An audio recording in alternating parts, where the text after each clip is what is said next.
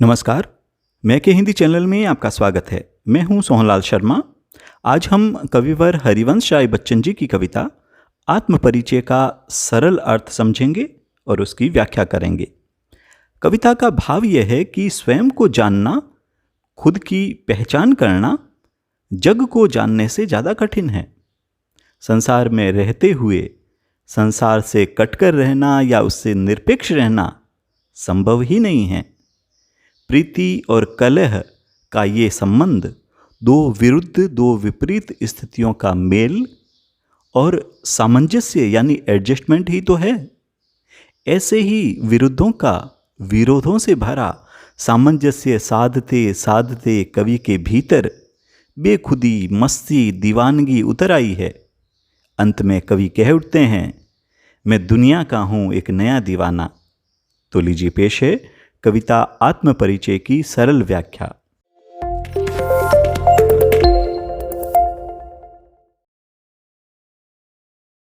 कविवर लिखते हैं, मैं जग जीवन का भार लिए फिरता हूँ, फिर भी जीवन में प्यार लिए फिरता हूँ। कवि कहते हैं कि वे इस जग जीवन का भार यानी सांसारिक जीवन की जिम्मेदारियों को निभाते चल रहे हैं, निभाते जा रहे हैं। कवि घर के प्रति, परिवार के प्रति, समाज के प्रति, साहित्यिक जीवन के प्रति जो जिम्मेदारियां हैं उनकी बात कर रहे हैं। फिर भी जीवन में प्यार लिए फिरता हूँ।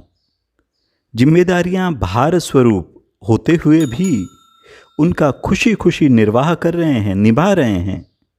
आगे लिखते हैं, कर दिया किसी ने झनकृत जिनको छूकर, मैं सांसों के दो तार लिए फिरता हूँ। कवि कहते हैं कि उनकी प्रिया ने उनकी सांसों के दो तारों को अपने स्नेह के स्पर्श से झनकृत कर दिया, उनमें झनकार उत्पन्न कर दी। मेरे जीवन को संगीत से, स्नेह से भर दिया। मैं स्नेह सुरा का पान किया करता हूँ, मैं कभी न जग का ध्यान किया करता हूँ। कवि कहते हैं कि वे स्नेह प्रेम रूपी सुरा यानी शराब को पिया करते हैं। इस शराब का, इस प्रेम का नशा कुछ ऐसा है, कुछ अलौकिक है कि वे दुनिया के बारे में सोचते तक नहीं। इसी कारण दुनिया ने उन्हें उपेक्षित कर रखा है। जग पूछ रहा उनको जो जग की गाते, मैं अपने मन का गान किया करता हूँ। संसार की ये रीति है, ये चलन है कि ये संसार उसी को पूछता है, उसी को आदर और मान सम्मान देता है। जो संसार की हाँ में हाँ मिलाते हैं, उनका गुणगान करते हैं। कवि अपने मन के अनुसार चलता है, मन के अनुसार गाता है, इसलिए उसे ये दरकार ही नहीं है कि वह संसार के अनुसार चले, उसकी हाँ में हाँ मिलाए। आगे कविवर लिखते हैं, मैं निज उर के उद्गार लिए फिरता हूँ, मैं निज उर के उपहार लिए फिरता हूँ। कवि कहते हैं कि उनके हृदय में उनके अपने उद्गार हैं, अपने मौलिक विचार हैं, जिन्हें व्यक्त करने के लिए वे आकुल हैं, व्याकुल हैं। उनके पास संसार को देने के लिए, भेंट करने के लिए हृदय के उपहार हैं, प्रेम हैं, जिनको भेंट करने के लिए वे उत्साहित हैं। आगे लिखते हैं, है यह अपूर्ण संसार न मुझको भाता, मैं स्वप्नों का संसार लिए फिरता हूँ। कविवर कहते हैं कि ये संसार कहने को संसार है, ये संपूर्ण नहीं है, ये अधूरा है। इस अधूरेपन के कारण ये संसार उन्हें अच्छा नहीं लगता। उनके मन में उनका अपना संसार है, अपनी कल्पनाओं का संसार, जो इस संसार से कहीं बेहतर है। वे स्वप्नों के, कल्पनाओं के संसार को साकार रूप देना चाहते हैं। कविवर लिखते हैं, मैं जला हृदय में अग्नि दाह करता हूँ, सुख दुख दोनों में मग्न रहा करता हूँ। कवि कहते हैं कि वे अपने हृदय में आग जलाकर उसमें जला करते हैं, अर्थात प्रेम की जलन को स्वयं ही सहन करते हैं और प्रेम में डूबकर सुख और दुख दोनों में मग्न रहते हैं। सुख और दुख दोनों को सम्यक रूप से, सम्यक भाव से स्वीकार करते हैं। सुख में अहंकार नहीं और दुख में विचलित नहीं होना, यह भाव उसी प्रेम के कारण तो आया है। आगे लिखते हैं, जग भव सागर तरने को नाव बनाए, मैं भव मौजों पर मस्त बहा करता हूँ। कवि कहते हैं कि लोग इस भव सागर से यानी संसार रूपी इस सागर से पार उतरने के लिए नाव बनाते हैं, भक्ति रूपी नाव, भक्ति की नाव। वे ऐसा करते हैं तो करें, वे कल को लेकर भयभीत नहीं हैं। वे कवि कहते हैं कि मुझे कोई भय नहीं है, मुझे तो अपनी मस्ती में डूबे रहना है। मैं तो संसार की मौजों पर, लहरों पर मस्त बहा करता हूं, मस्त बना रहता हूं। आगे लिखते हैं, मैं यौवन का उन्माद लिए फिरता हूं, उन्मादों में अवसाद लिए फिरता हूं। कवि कहते हैं कि वे युवा हैं और युवा अवस्था की वह विशेष उमंग, वह उन्माद, वह पागलपन अपने साथ लिए रहते हैं। संसार को उनकी वह उमंग, वह खुशी ही दिखती है। उस उमंग में, उस उन्माद में छिपे दर्द को, अपनी प्रिया के विरह की वेदना को, उस अवसाद को कोई नहीं देख पाता। जो मुझको बाहर हंसा रुलाती भीतर, मैं हाय किसी की याद लिए फिरता हूँ। चेहरे पर एक हंसी है पर भीतर रुदन है। प्रिय की स्मृतियां, उसकी यादें हर समय उसके साथ हैं, उसे कचोटती रहती हैं। अगली पंक्तियां, कर यत्न मिटे सब, सत्य किसी ने जाना, नादान वही है हाय जहां पर दाना। कवि कहते हैं कि इस संसार के लोग सत्य की खोज करते करते, संसार के सत्य को सामने लाते लाते मिट गए, लेकिन सत्य को नहीं जान पाए। नादान या नासमझ, अनाड़ी से हम क्या उम्मीद करें। पर जो दाना हैं, यानी जो बुद्धिमान हैं, चतुर हैं, वे भी विफल हो गए। वे भी वहीं खड़े हैं, वहीं नजर आते हैं जहां नादान हैं। फिर मूढ़ न क्या जग जो इस पर भी सीखे, यह मूढ़, यह मूर्ख संसार इससे भी नहीं सीखता, कोई सबक नहीं लेता। मैं सीख रहा हूं सीखा ज्ञान भुलाना।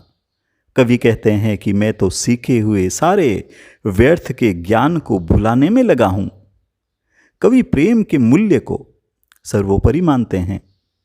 प्रेम के अतिरिक्त सब कुछ व्यर्थ है, भुलाने लायक है, जिन्हें भुला ही देना चाहिए। अगली पंक्तियां हैं, मैं और जग और कहां का नाता, मैं बना बना कितने जग रोज मिटाता। कवि कहते हैं कि मैं और हूं और ये संसार अलग है। मेरी सोच, मेरा चिंतन, मेरे ख्वाब, मेरे ख्याल इस दुनिया से अलग है, जुदा है। फिर दोनों में कैसे मेल हो सकता है? फिर दोनों में क्या संबंध, क्या नाता? मैं तो अपनी कल्पना के संसार की रचना करता हूं और फिर मिटाता हूं। जग जिस पृथ्वी पर जोड़ा करता वैभव, मैं प्रति पग से उस पृथ्वी को ठुकराता। यह संसार अपने लिए नित नए सुख साधन जुटाता है, धन वैभव इकट्ठा करता है। इस मायावी संसार से मेरी कहाँ बनने वाली है?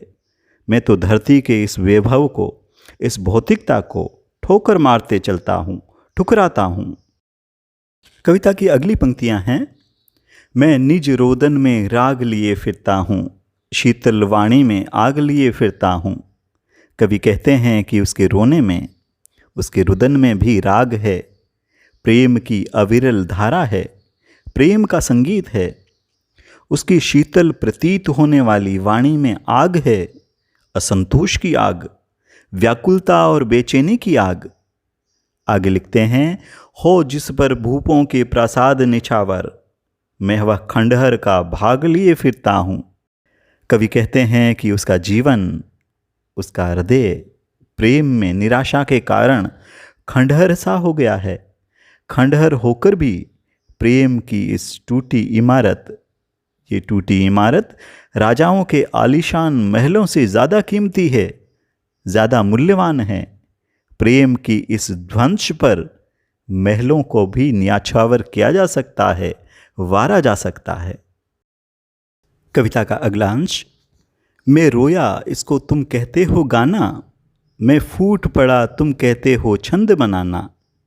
कवि कहते हैं कि प्रेम की पीड़ा के कारण उसका मन रोता है और वह व्यक्त होता है तो तुम यानी ये संसार उसे गीत गाना मान लेता है। इसी तरह जब अंतस की पीड़ा से वे भाव विह्वल हो जाते हैं, भर जाते हैं, भावों से भर जाते हैं, तो संसार उसे छंद बनाना कहता है।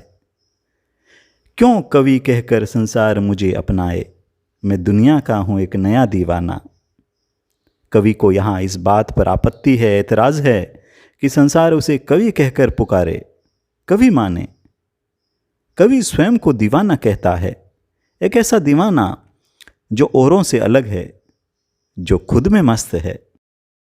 कविता का अंतिम बंद। मैं दीवानों का वेश लिए फिरता हूँ, मैं मादकता निःशेष लिए फिरता हूँ। कवि कहते हैं कि वे दीवानों का वेश लिए, दीवानों का रूप धरे संसार का भ्रमण करते हैं।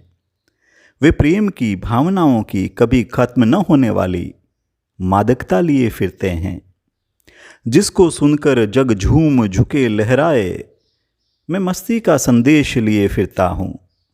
कवि कहते हैं कि वे मस्ती के, जीवन की प्रसन्नता के उस संदेश को लेकर निकले हैं, जिसे सुनकर संसार झूम उठेगा, झुक झुक कर स्वीकार करेगा, अपनाएगा और फिर उस मस्ती में लहरा उठेगा, खो जाएगा।